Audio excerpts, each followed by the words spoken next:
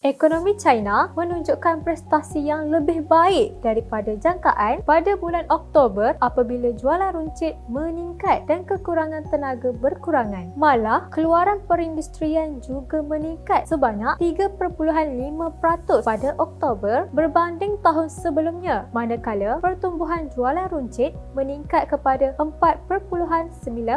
Mengatasi ramalan ahli ekonomi, pertumbuhan dalam pelaburan aset tetap berkurangan kepada 6.1% dalam 10 bulan pertama tahun ini dengan sekatan yang lebih ketat di pasaran hartanah terus membebankan sektor itu. Kadar pengangguran yang dikaji adalah stabil pada 4.9%. Angka yang lebih baik daripada jangkaan memberikan sedikit kelegaan selepas momentum ekonomi lemah dalam beberapa bulan kebelakangan ini berikutan kekurangan tenaga, pengekalan pasaran hartanah Beijing dan wabak COVID-19 yang meluas. Menurut Lu Ting, Ketua Ekonomi China untuk Nomura Holdings Incorporated, secara keseluruhannya terdapat sedikit peningkatan terutamanya dalam industri perlombongan dan utiliti. Tambah beliau lagi, kenaikan harga dan pengguna panik membeli barangan pada awal Oktober mungkin menyumbang kepada peningkatan dalam perbelanjaan runcit bulan lepas. Apabila melaraskan inflasi, jualan runcit meningkat sebanyak 1.9% pada bulan Oktober berbanding setahun lalu, kadar yang lebih perlahan berbanding September. Selain itu, kekurangan tenaga elektrik yang menjadi kekangan utama pada pengeluaran perindustrian pada September berkurangan bulan lepas dengan bekalan kuasa meningkat 11.1%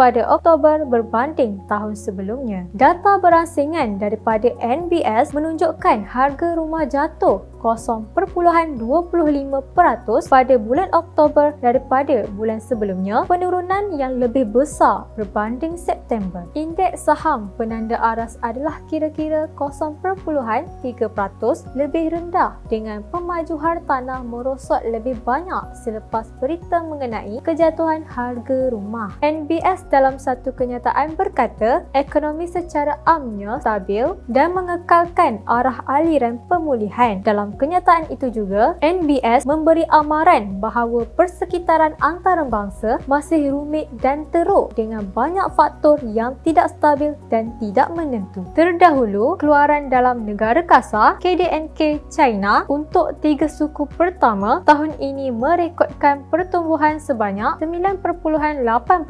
berbanding tahun lalu. Pengarah Pusat Data China di Universiti Tsinghua, Zhu Qianchun berkata, ekonomi domestik menyaksikan pemulihan mantap didorong oleh penggerak baharu. Dunia sekali lagi melihat satu perubahan drastik, bak kata pepatah, bagai cendawan tumbuh selepas hujan. Begitulah China yang telah tumbuh sebagai negara yang paling pantas menstabilkan ekonomi sekaligus melakukan peningkatan ekonomi dalam tempoh masa yang singkat. China, inspirasi dunia. Channel China Kini ini akan memaparkan info-info berkaitan pembangunan, ekonomi, sukan,